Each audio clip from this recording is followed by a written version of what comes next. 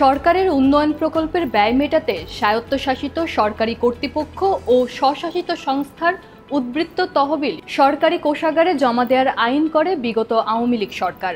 এই আইনের আওতায় বাংলাদেশ বিদ্যুৎ উন্নয়ন বোর্ড বিপিডিবির কাছ থেকে ৪,৭০০ কোটি টাকা নেয় সরকার। বিদ্যুৎ ক্রয় বাবদ বিপুল পরিমাণ দেশি ও বৈদেশিক দায় মেটাতে এই অর্থ ফেরত চেয়ে অর্থ বিভাগে চিঠি দেয় বিদ্যুৎ বিভাগ। তবে আইনের আওতায় তফসিলভুক্ত সংস্থাগুলোর উদ্বৃত্ত অর্থ সরকারি কোষাগারে জমা দেওয়ার পর তা ফেরত দেওয়ার কোনো বিধান নেই বলে জানিয়েছে অর্থ বিভাগ। গত ৪ জন বিদ্যুৎ বিভাগের সচিব বরাবর চিঠি দিয়ে এ বিষয়ে জানিয়ে দেওয়া হয়। চিঠিতে বলা হয়, বিপিডিবির নির্দিষ্ট আইন অনুসরণ করে রাষ্ট্রীয় কোষাগারে অর্থ প্রদান করেছে।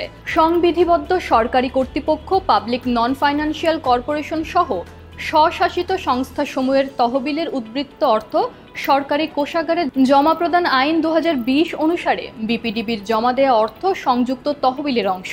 অর্থ বিভাগ স্পষ্টভাবে জানিয়েছে, সংবিধানের ৯০-৩ অনুচ্ছেদ অনুযায়ী কোষাগারে জমা দেওয়া অর্থ ফেরত দেওয়ার সুযোগ নেই।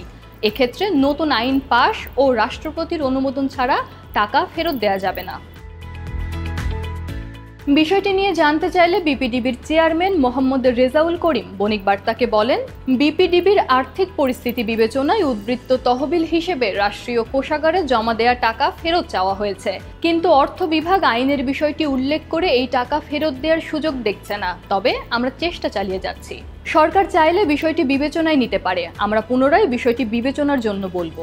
অর্থ বিভাগ সূত্রে জানা গেছে, রাষ্ট্রীয় কোষাগারে উদ্বৃত্ত অর্থ জমার আইন করার পর ২০১৯-২০ অর্থ বছরে বিপিডিবি ২,০০০ কোটি টাকা, ২০২০-২১ অর্থ বছরে ২,০০০ কোটি টাকা ও ২০২১-২২ অর্থ বছরে ৭০০ কোটি টাকা জমা দিয়েছে। সব মিলিয়ে ৩ অর্থ বছরে মোট ৪,৭০০ কোটি টাকা জমা দিয়েছে বিপিডিবি।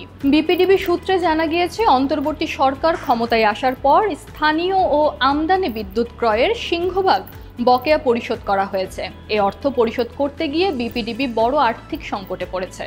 এমনকি বৈদেশিক দায় মেটাতে অর্থ সংকটের বিষয়টি আগেই বুঝতে পেরেছিলেন বিপিডিবি ও বিদ্যুৎ বিভাগের কর্মকর্তারা।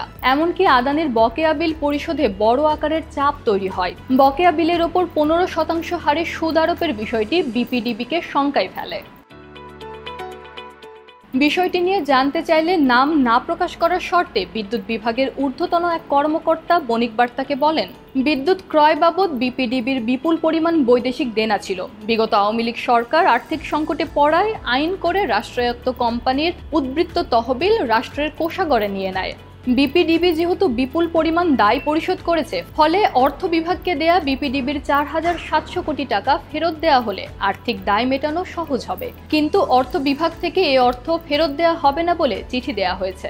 উচ্চ মূল্যে বিদ্যুৎ কিনে তা কম মূল্যে গ্রাহকের কাছে বিক্রি করায় বিগত বছরগুলোয় বিপুল পরিমাণ আর্থিক দায় তৈরি হয়েছে বিপিডিবির। এ দেনা মেটাতে প্রতি বছর বড় ভর্তুকি দিতে হয় সরকারকে। তারপরও বিপিডিবির আর্থিক বোঝা বাড়ছে। এ দেনা থেকে বের হতে ৩ অর্থ বছরের মধ্যে ভর্তুকির অর্থ সমন্বয় করার কথা ভাবছে সরকার। এ সময়ের মধ্যে পর্যায়ক্রমে ভর্তুকি কিভাবে কমিয়ে আনা যায় তার একটি রোডম্যাপও তৈরি হয়েছে। এতে বিদ্যুৎ উৎপাদন খরচ ও বিক্রয় মূল্যের ব্যবধান কমে আসার প্রাক্কলন করা হয়েছে।